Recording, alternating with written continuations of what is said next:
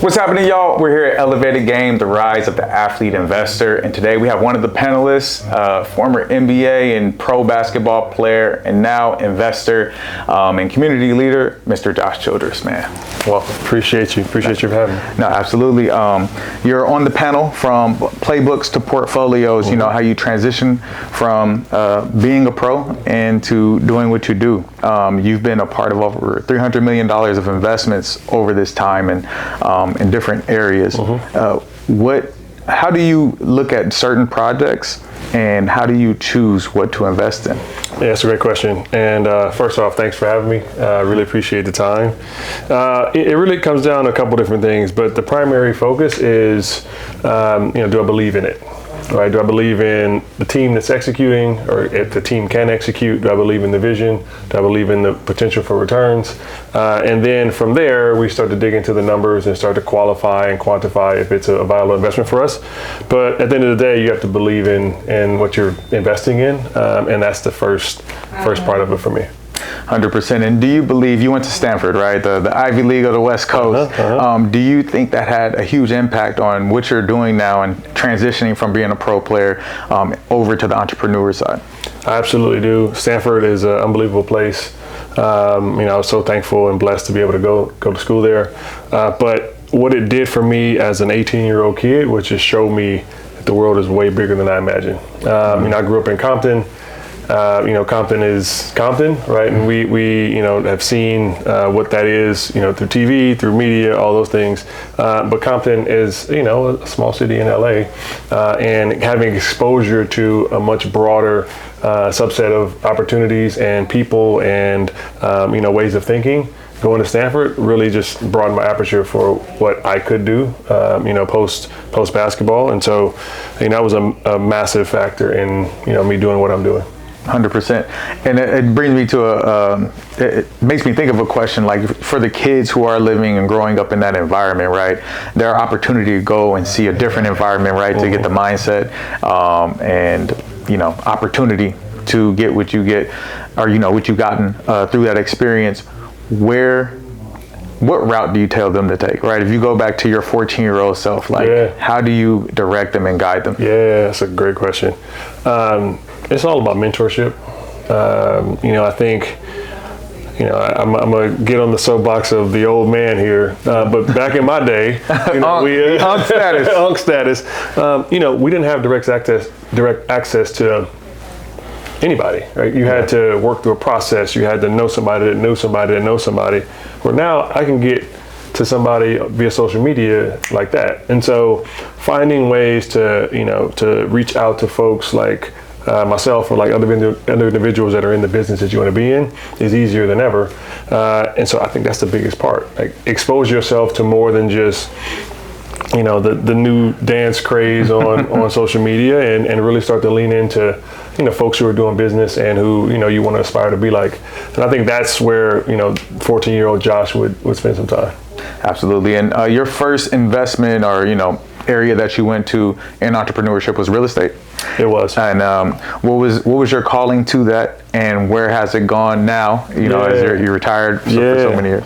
So a couple things. First, my great-great-grandfather was a real estate investor back in the South. Oh, wow. And so I didn't realize that until I started my company, and my cousins gave me a picture of him, and he was in front of a Ford Model T. You can imagine a black man in the South with a car was a big deal.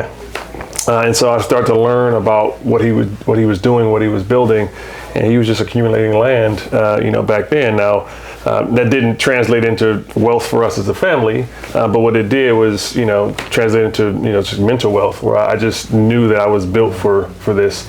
And you couple that with my scholarship donor at Stanford, a guy named John Arriaga. He was a big real estate investor, and so I knew that was what I was going to do, because I was able to go to Stanford because of him, and that was just a massive motivator for me to get into the space.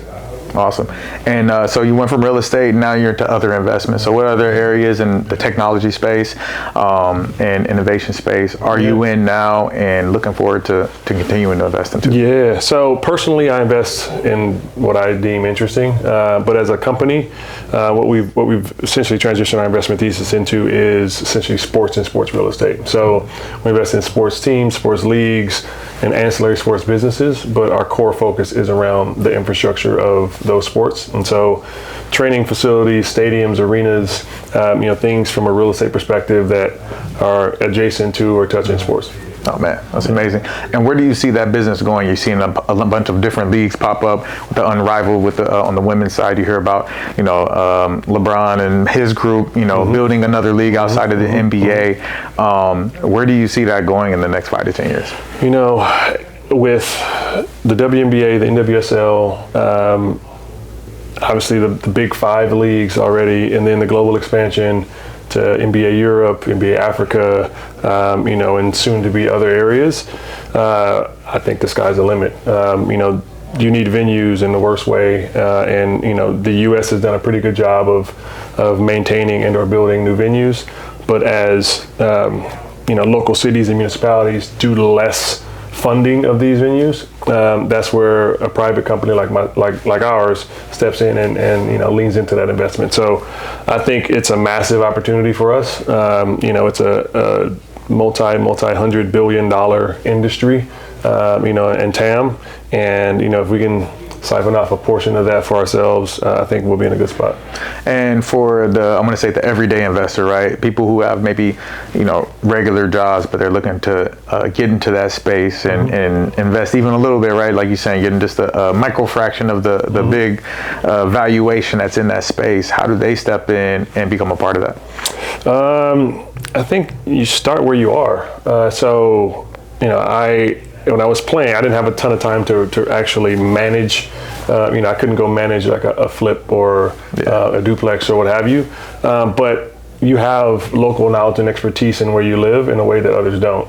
And so spend time learning about your neighborhood, learning about, what the city is doing, moving forward, what train line or what school or what bus stop or what's happening in the area, and then start to invest around that. And that's I think the cleanest and clearest path. In addition to that, you can invest alongside some other folks. So one of the things that we did, and we have an asset in Bellflower. It's a 91 unit workforce housing development. And we went out to friends and family and just, folks in our local community. And it was folks cobbling together, $5,000, $10,000, smaller checks relative to some of the larger checks that we receive, but it gave them exposure to an institutional grade asset. And so there's companies that do what we do, but do it at scale. But it's just about being active and trying to find opportunities to invest in. You just have to start. Yeah, love it. I'm a big person on purpose, right? At this point in your life, and post basketball career and now businessman, investor, what is your purpose and who are you serving with your purpose? My purpose is to maximize the God-given gifts and talents that I've been blessed with. And I do that for those that believe in me. I do it for my friends, my family. I do it, just based on the position that I'm in. And, I have a very strong belief in the fact that I'm here for a reason. And I was built for this. And that's what motivates me. That's what keeps me grounded, but also what motivates me and makes me understand that I can do anything that I put my mind to. I think back a lot to where I grew up, and the kids that were just like me had just as much talent, just as much work ethic, but may not have had the family support system or that lucky break that I had or what have you. And so I'm always mindful of that blessing. But yeah, I just do it because I feel like I'm in a position to, and I'm supposed to be doing this. Awesome, man. Yeah. No, that's awesome to share, man, and doing it for the right reason. And that, we always, where we come from, right? It matters so much, but it matters so little into where we can go at the same time, right? It's that chip on your shoulder that drives you to do better, but also you don't have to stay there. You don't have to be trapped in that environment. And I think that's the message that a lot of people have to hear, is that everybody has to start somewhere. Absolutely. And you can make it out with hard work, commitment, that confidence. I call it God. That's Godfidence, right? You got that's Godfidence right there. So, no, thank you for sharing that, man.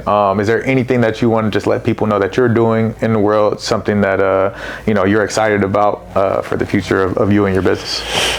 Biggest thing I'm excited about right now is the philanthropic work I'm doing. I mean, obviously, business is business, and I love that. But we're leaning into providing scholarships and mentorship for student athletes. I've started with my high school at Mayfair, and so we try and give back in the best way that we can there, but would love to expand that platform. Look, I work with a lot of businesses. I've worked with a lot of CEOs. A lot of them are asking, how can we engage with the community? How can we provide opportunities for these kids to come out and see what we're doing? So that's something that really excites me. So I would love to do more in that space here in LA because I think it's needed, and more kids need to see, feel, touch, like folks in positions of power that have done a lot of the things that they're trying to do. And so I would love to amplify that message and get more support around that because I think it's really important for our communities. 100%. Ladies and gentlemen, Mr. Josh Childress, man, thank you for your time. Appreciate you for sharing your knowledge and, of course, elevating our game.